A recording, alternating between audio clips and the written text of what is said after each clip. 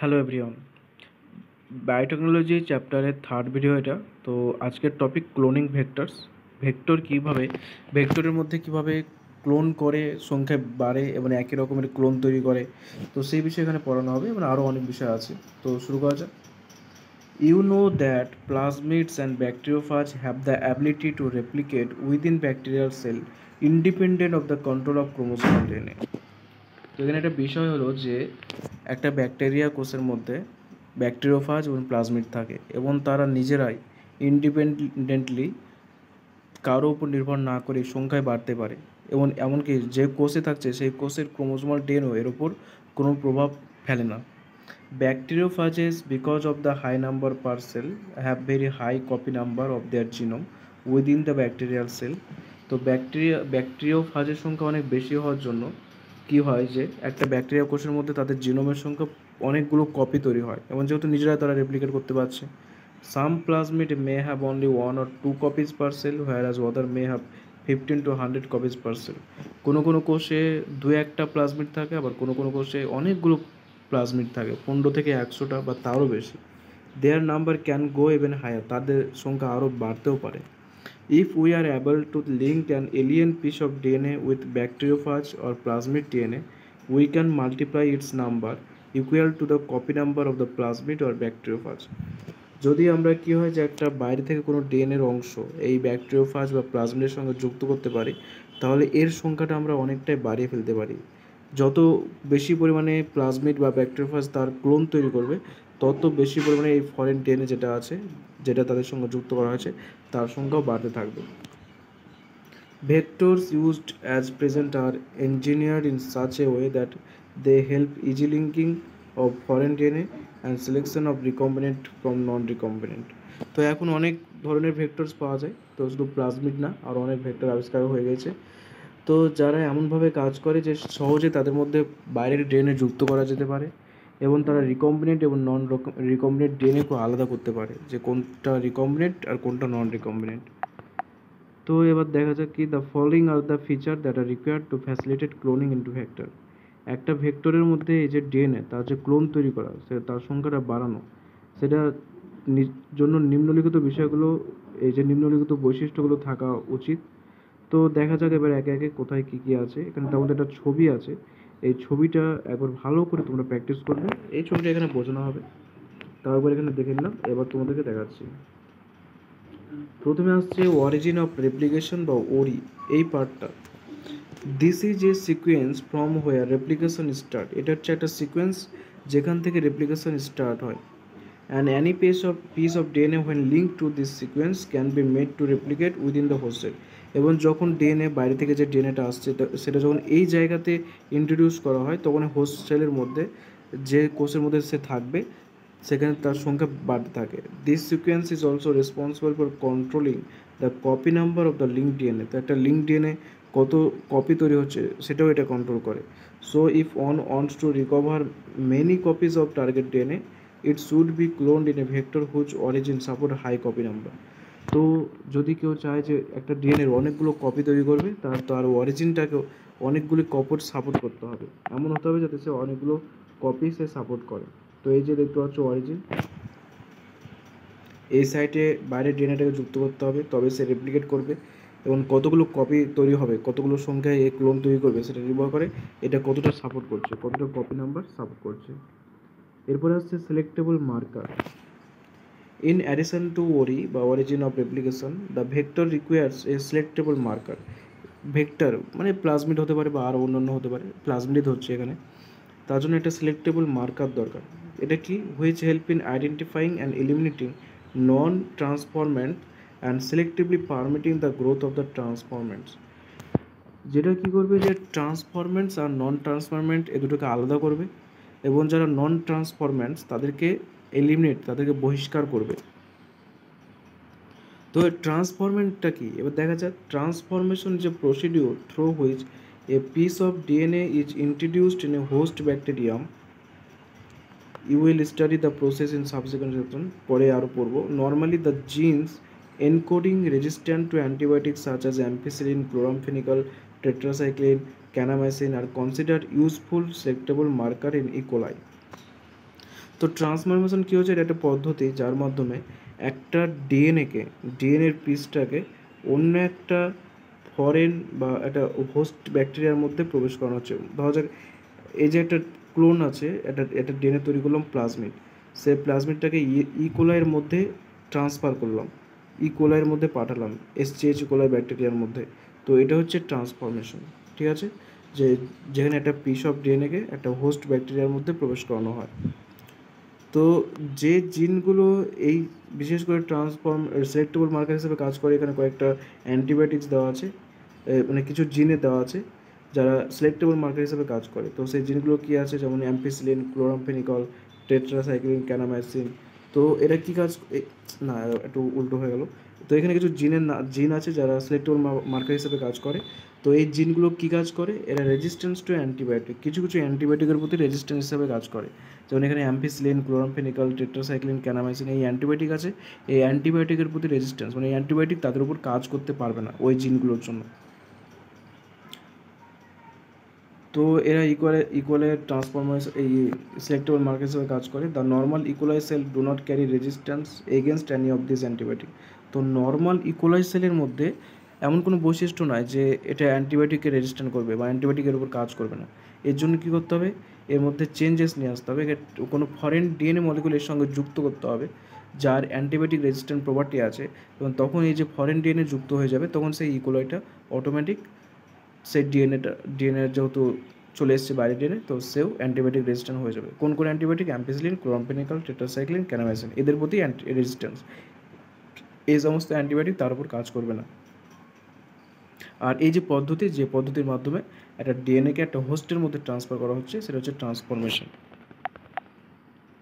তো এখানে হলো সিলেক্টেবল মার্কার হিসেবে কাজ করছে কীভাবে, এটাও দেখলাম। এবার হচ্ছে ক্লোনিং সাইট। ক্লোনিং মানে কোন জায়গাতে এরা বৃদ্ধি পাবে। In order to link the alien DNA, the vector needs to have very few, preferably single, recognition site for the commonly used restriction enzyme. তো ডিএনএটাকে যুক্ত করার জন্য একটা তো জায়গা দরকার। তো যে জায়গাতে ফরেন ডিএনএটা যুক্ত হচ্ছে সেই জায়গাটাকে বলা হয় ক্লোনিং সাইট। তো রেস্ট্রিকশন এনজাইম সেই ক্লোনিং সাইটে কাজ করবে এবং সেই জায়গাটায় কাট করবে। Presence of more than one recognition site within the vector will generate several fragments. তো একটা ভেক্টরের মধ্যে শুধুমাত্র একটা নয়, একের অধিকও ক্লোনিং সাইট থাকতে পারে, যে সমস্ত সাইটে এই ফরেন ডিএনএগুলো যুক্ত হবে। আর যদি যত বেশি সাইট থাকবে তত বেশি ফ্র্যাগমেন্ট, তত বেশি খণ্ড তৈরি হবে, হুইচ উইল কমপ্লিকেট দ্য জিন ক্লোনিং, এবং সেটা জিন ক্লোনিংটাকে আরও বেশি জটিল করে দেবে। একটা থাকলে সিম্পল, বেশি থাকলে জটিল হবে। The ligation of alien DNA is carried out a restriction site present in one of the two antibiotic resistant genes. যে বাইরে থেকে যে ডিএনএটা সেটা যে লাইগেট করা, সেটা যে যুক্ত হওয়া রেস্ট্রিকশন সাইটে যুক্ত হচ্ছে, তো সেই রেস্ট্রিকশন সাইটে যুক্ত হবে এই অ্যান্টিবায়োটিক রেজিস্ট্যান্স জিনের জন্য। তো এখানে অ্যান্টিবায়োটিক রেজিস্ট্যান্স জিনের ক্লোনিং করা হচ্ছে, তাই এই কথাটা এখানে বারবার আসছে। তো এই অ্যান্টিবায়োটিক রেজিস্ট্যান্স জিনস তার রেস্ট্রিকশন সাইটে এই বাইরে থেকে যে ডিএনএটা আসছে সেটা লাইগেট হবে, মানে সেটা জুড়ে যাবে ডিএনএ লাইগেজ এনজাইমের মাধ্যমে। You can ligate a foreign DNA at the BAMH1 site of tetracycline resistant gene in the vector PBR322। এখানে PBR322 এক্সাম্পল দেওয়া আছে। এখানে অনেকগুলো জায়গা আছে যে জায়গাতে যুক্ত হতে পারে বা রিকগনিশন সাইট আছে। তার মধ্যে একটা আছে এই যে দেখা যাচ্ছে BAMH1 এই যে জায়গাটা, এই জায়গাটা কোন ডিএনএর প্রতি রেজিস্ট্যান্ট কাজ করে, সেটা হচ্ছে টেট্রাসাইক্লিন অ্যান্টিবায়োটিকের প্রতি রেজিস্ট্যান্ট হিসেবে কাজ করে এই জায়গাটা, এই পার্টটা। তো এখানে যুক্ত করে দিতে পারি। যদি এখানে যুক্ত করা হয় তাহলে সেটা টেট্রাসাইক্লিনের প্রতি কী হবে, রেজিস্ট্যান্স হবে। টেট্রাসাইক্লিন অ্যান্টিবায়োটিক তার উপর কাজ করতে পারবে না, কিন্তু বাকি অ্যান্টিবায়োটিকগুলো কাজ করতে পারবে। The recombinant plasmids will lose tetracycline resistance due to insertion of foreign DNA, but can still be selected out from non-recombinant ones by plating the transformants on tetracycline containing medium. তো এটা একটা জটিল বিষয় আছে, তোমাদেরকে এটা বোঝাচ্ছি, এটা অনেকে কমপ্লিকেট করে। তো এই বিষয়টা বোঝার আগে তোমাদেরকে একটা বলছি যে প্রথমে বুঝতে হবে ট্রান্সফরম্যান্টস কী, তারপরে হচ্ছে রিকম্বিনেন্ট কী, একটা নন রিকম্বিনেন্ট কী। এই তিনটে বিষয়ে কি তোমাকে সম্পূর্ণ ক্লিয়ার ধারণা থাকতে হবে, না তো এই পার্টটা বোঝা মুশকিল আছে। ট্রান্সফরমেন্টস হচ্ছে যে একটা নর্মাল প্লাজমিড,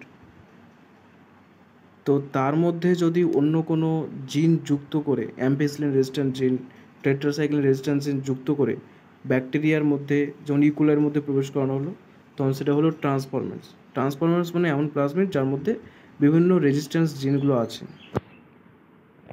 এবার রিকম্বিনেন্ট আর নন রিকম্বিনেন্ট কি? রিকম্বিনেন্ট মানে কি বাইরে থেকে ডিএনএ যুক্ত করা হলো এবং তখন সেটা হয়ে যাবে রিকম্বিনেন্ট। আর যার মধ্যে বাইরে থেকে অন্য কোনো জিন যুক্ত করা নেই, তো তারা হলো নন রিকম্বিনেন্ট। ঠিক আছে, তো এবার এটা যদি বোঝানো হয় তো এবার দেখা যাক যে একটা the recombinant plasmid will lose tetracycline for you can ligate a foreign DNA in BAM-H1 site of tetracycline resistant gene in vector PBR322। তো PBR322 তে টেট্রাসাইক্লিন রেজিস্ট্যান্ট জিন যুক্ত করা হলো BAM-H1 সাইটে। তো টেট্রাসাইক্লিন রেজিস্ট্যান্ট জিন, তো the recombinant plasmid will lose tetracycline resistant due to insertion of foreign DNA but can still be selected out from non-recombinant ones by plating the transformants on tetracycline containing medium। তো এখানে কি বলা হচ্ছে যে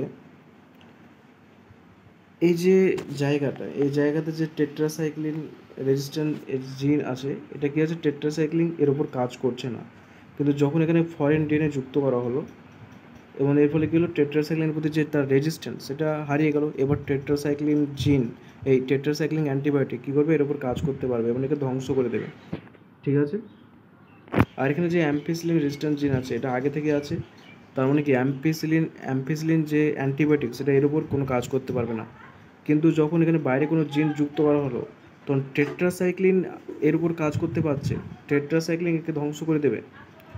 কিন্তু ampicillin যেহেতু আগে থেকে রেজিস্ট্যান্ট হয়ে আছে, এখানে কোনো পরিবর্তন হচ্ছে না, তাই অ্যাম্পিসিলিন এখনও তাকে অ্যাটাক করতে পারবে না, অ্যাম্পিসিলিন যে অ্যান্টিবায়োটিক আছে। তো এর ফলে কী হবে যে দ্য রিকম্বিনেন্ট প্লাজমিড, মানে বাইরে থেকে ডিএনএ যুক্ত করা হলো মানে রিকম্বিনেন্ট হয়ে গেল, উইল লজ টেট্রাসাইক্লিন রেজিস্ট্যান্স, এখন টেট্রাসাইক্লিন অ্যান্টিবায়োটিক্স তার উপর কাজ করতে পারবে, তাকে ধ্বংস করতে পারবে, তার রেজিস্ট্যান্সটা সে হারিয়ে ফেলেছে due to insertion of foreign DNA, বাইরে থেকে ডিএনএ যুক্ত করার জন্য এটা হয়েছে।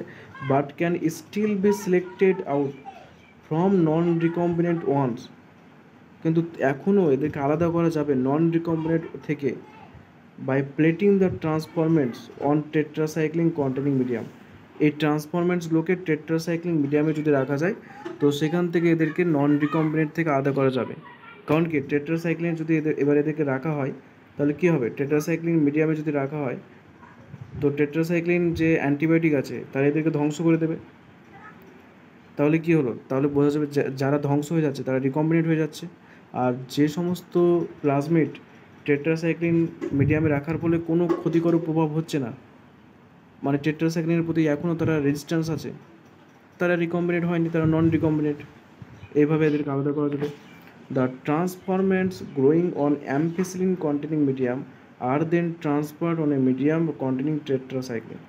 তো যেটা বললাম সেটাই, যে তারপর যে অ্যাম্পিসিলিন মিডিয়ামের প্রতি যারা রেজিস্ট্যান্স আছে তখন তাদেরকে এই টেট্রাসাইক্লিন মিডিয়ামে পাঠানো হবে। টেট্রাসাইক্লিন মিডিয়ামে পাঠানোর ফলে তাদের কোনো ক্ষতি হবে না, কারণ তাদের মধ্যে কোনো বাইরের ডিএনএ যুক্ত হয়নি, তাই তারা নর্মাল, তারা নন রিকম্বিনেন্ট। কিন্তু রিকম্বিনেন্ট মানে বাইরে থেকে যদি ডিএনএ যুক্ত হয়ে যায় তাহলে কী হবে, টেট্রাসাইক্লিন রেজিস্ট্যান্স হারিয়ে ফেলেছে, মানে টেট্রাসাইক্লিন তাদের ক্ষতি করবে, তখন তারা হচ্ছে রিকম্বিনেন্ট।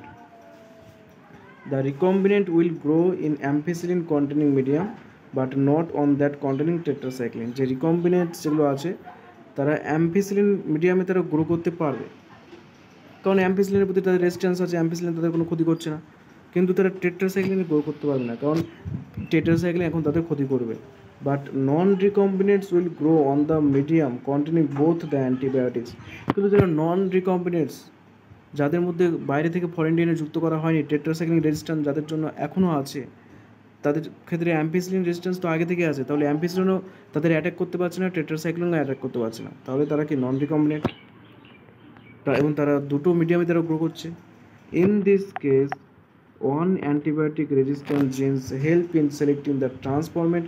এক্ষেত্রে যে অ্যাম্পিসিলিন আছে সেটা ট্রান্সফরমেন্টকে আলাদা করতে সাহায্য করছে, whereas the other antibiotic resistance আরেকটা যে আছে টেট্রাসাইক্লিন যে রেজিস্ট্যান্স সেটা get inactivated due to insertion of alien DNA, যেটা ইনঅ্যাক্টিভেট হয়ে গেছে বাইরে থেকে ডিএনএ যুক্ত করার জন্য, and helps in selection of recombinants, এবং এটা রিকম্বিনেন্টসকে আলাদা সিলেকশন করতে, মানে যারা রিকম্বিনেন্ট হয়ে গেছে, যাদের মধ্যে ফরেন ডিএনএ যুক্ত হয়ে গেছে, তাদেরকে আলাদা করতে সাহায্য করছে।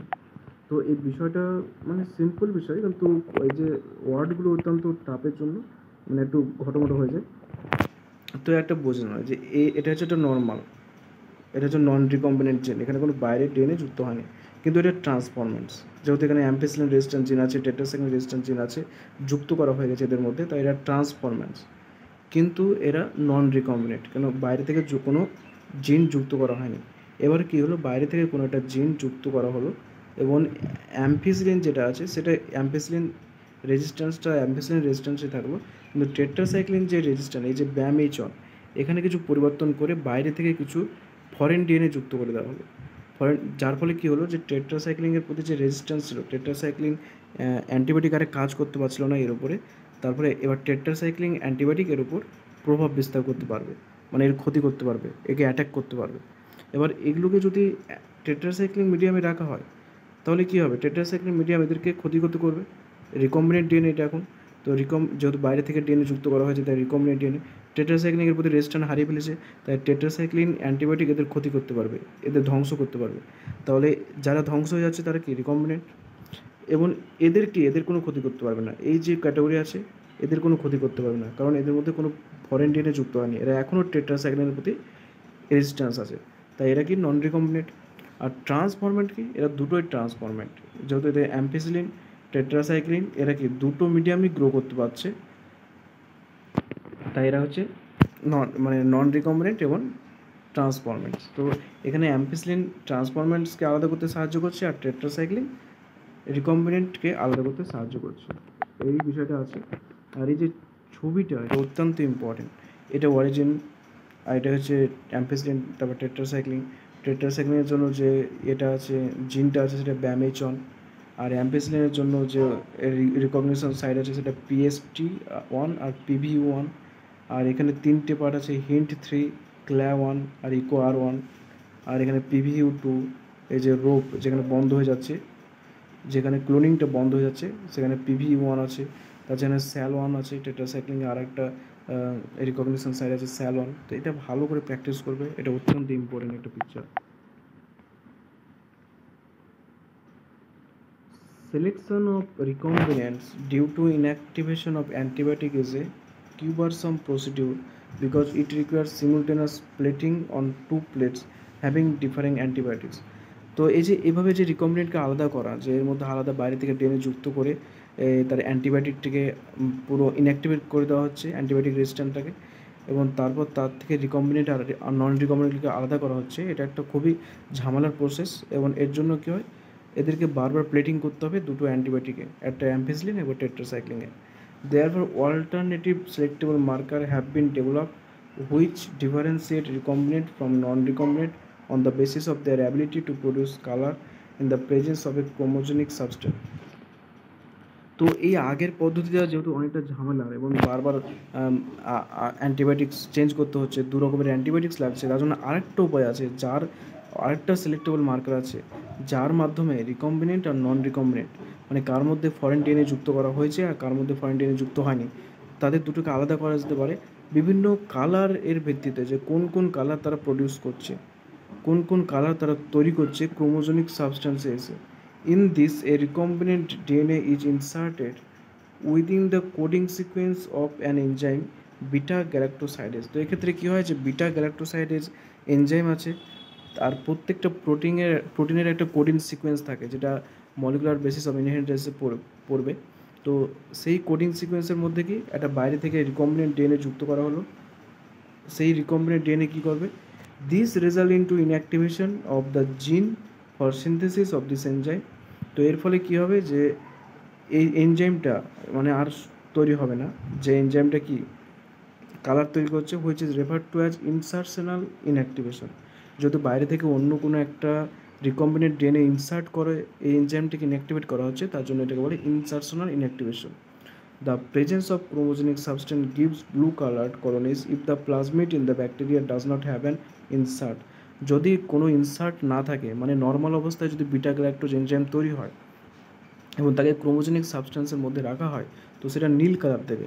কিন্তু বাইরে থেকে যদি রিকম্বিনেন্ট ডিএনএ নিয়ে আসা হয় এবং এর মধ্যে সেটাকে ইন্ট্রোডিউস করা হয় এবং ইনসার্ট করা হয়, অর্থাৎ ইনসার্শনাল ইনঅ্যাক্টিভেট করা হয় এবং এনজাইমটিকে ইনঅ্যাক্টিভেট করে দেওয়া হয়, বিটা গ্যালাক্টোসাইডেস তৈরি হবে না।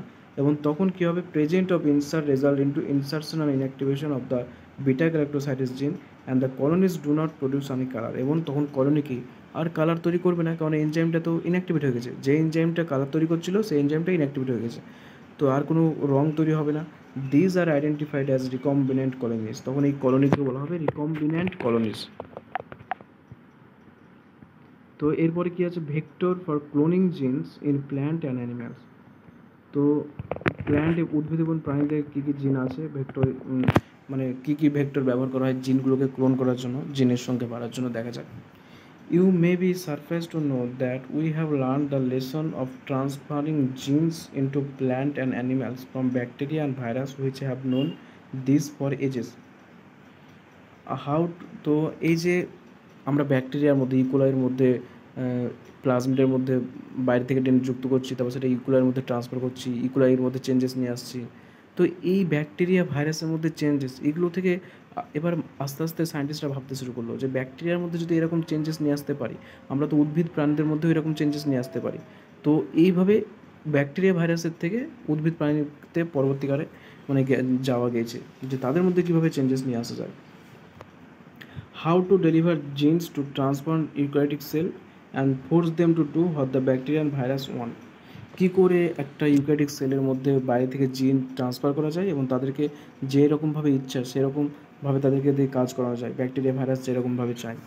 For example, agrobacterium tumefaciens a pathogen of several dicot plant, যেটা অনেক ডাইকটিলিডেন প্ল্যান্টের একটা pathogen, is able to deliver a piece of DNA known as T DNA, যেটা টিডিএনএকে ট্রান্সফার করতে পারে to transfer normal cell into a tumour and direct this tumor cell to produce the chemicals required by the pathogen. তো এখানে একটা example দেওয়া হয়েছে যে অ্যাগারোব্যাকটেরিয়াম টিউমিফেসিয়ান্স, তো এটা একটা প্যাথোজেন আছে যেটা অনেক দ্বিবীজপত্রী উদ্ভিদে পাওয়া যায়। তো এর মধ্যে কী করা হয় যে একটা টিডিএনএ এর মধ্যে যুক্ত করা হয় বাইরে থেকে, এই যে রিকম্বিনেশন প্রক্রিয়ার মাধ্যমে, যে বায়োটেকনোলজি পদ্ধতির মাধ্যমে। এবং এর ফলে কী হয় যে এদের যে কোষগুলো আছে তাদেরকে টিউমার সেলে, এই উদ্ভিদের যে কোষগুলো তাদেরকে টিউমার কোষে রূপান্তরিত করা হয় এবং এই টিউমার সেলগুলোকে বাধ্য করা হয় বিভিন্ন কেমিক্যাল তৈরি করার জন্য, যেটা সেই প্যাথোজেনের দরকার পড়ে। একই রকমভাবে এবার প্ল্যান্টের ক্ষেত্রে কী আছে, similarly retroviruses in animals have the ability to transfer normal cell into cancerous cell. একই রকমভাবে প্রাণীর ক্ষেত্রে রেট্রোভাইরাস আছে, সেই রেট্রোভাইরাসের মধ্যেও বাইরে থেকে ডিএনএ যুক্ত করা হয় এবং তারপর সেখান থেকে সেটা নর্মাল কোষকে ক্যান্সার কোষে রূপান্তর করা হয়। A better understanding of the art of delivering genes by pathogens in their eukaryotic host has generated knowledge to transfer these tools of pathogen into useful vectors for delivering genes of interest to humans. তো এখানে যেটা বলা হয়েছে যে এটা একটা পদ্ধতি, যার পদ্ধতির মাধ্যমে বিভিন্ন জিনকে প্যাথোজেনের মধ্যে এবং ইউক্যারিওটিক সেলের মধ্যে বা বিভিন্ন প্রাণীর মধ্যে ট্রান্সফার করা হচ্ছে এবং তারপর সেই প্যাথোজেনগুলোকে, সেই কোষগুলোকে বাধ্য করা হচ্ছে যে তারা এমন কিছু তৈরি করুক যেটা মানুষের কাজে লাগবে। The tumour inducing Ti plasmid of agrobacterium tumefaciens have now been modified into a cloning vector which is no more pathogenic to the plant but it is still able to use the mechanism to deliver gene of our interest into a variety of plant. তো কী হচ্ছে যে এই অ্যাগারোব্যাকটেরিয়াম টিউমিফেসিয়েন্স তার মধ্যে টিডিএনএ ছিল যেটা tumour তৈরি করতো, তো এটাকে মডিফাই করে তার মধ্যে tumour inducing plasmid Ti plasmid যুক্ত করে দেওয়া হয়েছে এবং এর ফলে কী হয়েছে, এবার সেই জিনটা মডিফাই হয়ে গেছে এবং তার ফলে কী হয়েছে, এখন আর অ্যাগারোব্যাকটেরিয়াম টিউমিফেসিয়েন্স কোনো টিউমার সেল তৈরি করে না এবং উদ্ভিদের কোনো ক্ষতি করে না, কিন্তু এটা এমন কিছু জিন তৈরি করে যেটা আমাদের দরকার পড়ে। অর্থাৎ কি, তারা জিনকে ক্লোন তৈরি করে, জিনের সংখ্যা বাড়াতে সাহায্য করে। এই উদ্ভিদের মধ্যে যে এটা আছে টিডিএনএ আছে, তাহলে এই যে অ্যাগারোব্যাকটেরিয়াম টিউমিফেসিয়েন্স আছে তার মধ্যে টিডিএনএ আছে, এটা ধরো যে টিডিএনএ ছিল সেই টিডিএনএর সংখ্যায় বাড়ছিল এবং আমাদের টিডিএনএর সংখ্যা বাড়ছিল এবং ক্যান্সার সেল তৈরি করছিল। এবার রিকম্বিনেন্ট ডিএনএ টেকনোলজির মাধ্যমে কী করা হলো যে এর মধ্যে বাইরে থেকে কিছু যুক্ত করা হলো এবং এর ফলে টিআই প্লাজমিড যুক্ত করা হলো এবং টিআই প্লাজমিড যুক্ত করার ফলে কী হলো যে এই অ্যাগারোব্যাকটেরিয়াম টিউমোফিসিয়েন্স যেটা আছে সেটা টিডিএনএ তৈরি করছে, কিন্তু সেই টিডিএনএটা আর কী হচ্ছে, কোনো প্যাথোজেন তৈরি করছে না, কোনো টিউমার সেল তৈরি করছে না যেটা উদ্ভিদের ক্ষতি করবে। তো এই টিআই প্লাজমিডের মধ্যে যে বাইরে থেকে যে ডিএনএটা তৈরি ইন্ট্রোডিউস করা হচ্ছে, সেটা আমাদের যে সমস্ত ডিএনএ দরকার ক্লোন করা, সেই সমস্ত ডিএনএগুলো ইন্ট্রোডিউস করা হচ্ছে টিআই প্লাজমিডের মাধ্যমে এবং তার সংখ্যাটা বাড়ানো হচ্ছে।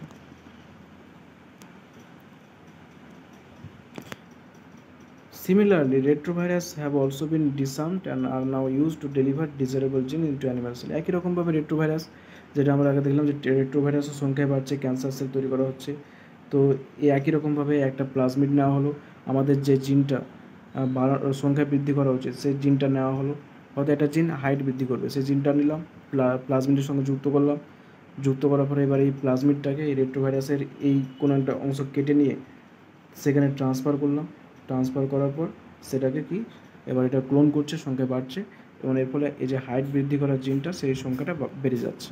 তো এইভাবে সাহায্য করছে, সংখ্যা বৃদ্ধি করছে। So once a gene or a DNA fragment has been ligated into a suitable vector, it is transferred into a bacterial, plant or animal host where it multiplies.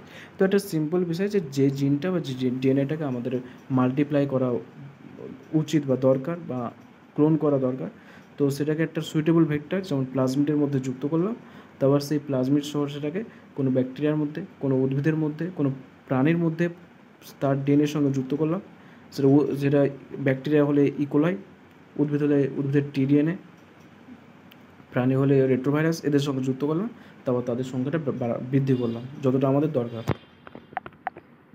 হচ্ছে competent host for transformation with recombinant DNA, competent host. তো এই বিষয়টা কী আছে দেখা যাক। Since DNA is a hydrophilic molecule, hydrophilic মানে জলের প্রতি এর অ্যাট্রাকশন আছে, it can not pass through cell membrane, তার জন্য এটা সেল মেমব্রেন দিয়ে পাস করতে পারে না। তো এটা ট্রান্সপোর্ট অফ প্ল্যান্ট যে চ্যাপ্টার আছে সেখানে আমরা এগুলো পড়েছি, হাইড্রোফিলিক, হাইড্রোফোবিক। তো হাইড্রোফিলিক হওয়ার জন্য ডিএনএ সেল মেমব্রেন দিয়ে পাস করতে পারে না। In order to force bacteria to take up the plasmid, the bacterial cell must first be made competent to take up DNA. তো তাহলে আমরা বলতে পারি যে প্লাজমিডের মধ্যে তো ডিএনএ আছে, ডিএনএ যদি প্লাজমা মেমব্রেন মধ্যে দিয়ে কোষপর্দা ভেদ করে ভেতরে ঢুকতে না পারে, তাহলে প্লাজমিড ডিএনএগুলো কীভাবে ভেদ করছে, যার মধ্যে বাইরে থেকে অন্য ডিএনএ যুক্ত করা হয়ে গেছে, রিকম্বিনেন্ট প্লাজমিডগুলো।